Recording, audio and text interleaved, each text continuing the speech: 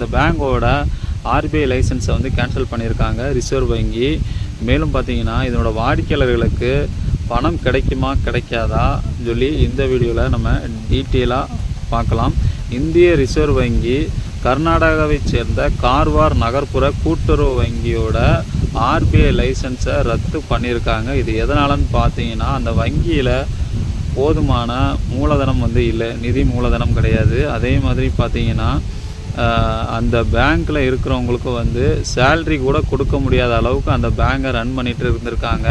மேலும் பார்த்தீங்கன்னா அதனுடைய வைப்பு தொகையாளர்கள், அதாவது டெபாசிட் பண்ணுறவங்களுக்கு கூட அதில் பிரச்சனை வரும். அப்படிங்கிற பட்சத்தில் இந்த லைசன்ஸ் ஆர்பிஐ லைசன்ஸை வந்து அந்த கூட்டுறவு பேங்குக்கு வந்து ரத்து பண்ணிட்டாங்க.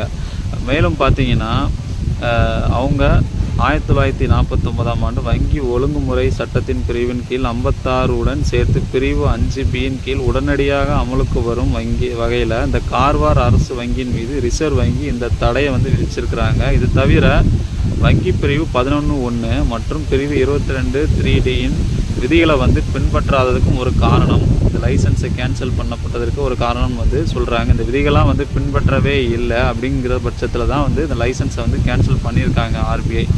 இந்த கூட்டுறவு வங்கியோட நிதி நிலைமையை அறிஞ்சு தான் இந்த லைசன்ஸ் வந்து கேன்சல் பண்ணப்பட்டிருக்குது. மேலும் பார்த்திங்கன்னா அதனுடைய வாடிக்கையாளர்களுக்கு பணம் கிடைக்குமா இல்லையான்னு சொல்லி பார்க்கலாம்.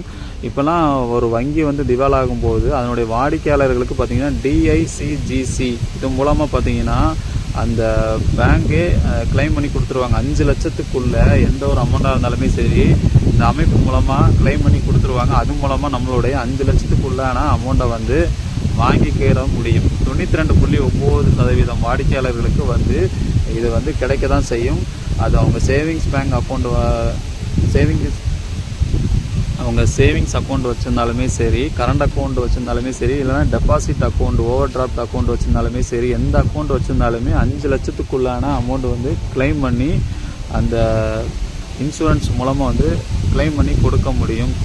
மேலும் பார்த்தீங்கன்னா இந்த மாதிரி மூலதனம் இல்லாத நிறைய வங்கிகள் வந்து இப்போது திவாலாயிட்டு தான் வருது. ஸோ நம்ம அக்கௌண்ட் வச்சுருக்கிறதே பார்த்தீங்கன்னா கொஞ்சம் பேங்க்லேயே வந்து டேஞ்சராக தான் வந்து இருக்குது. ஏன்னா நிறைய பேங்கோட உரிமத்தை லைசன்ஸை கேன்சல் பண்ணிட்டு தான் வராங்க ஆர்பிஐ. அந்த வகையில் பார்த்திங்கன்னா இப்போது இந்த வங்கிக்கு வந்து கேன்சல் பண்ணியிருக்காங்க.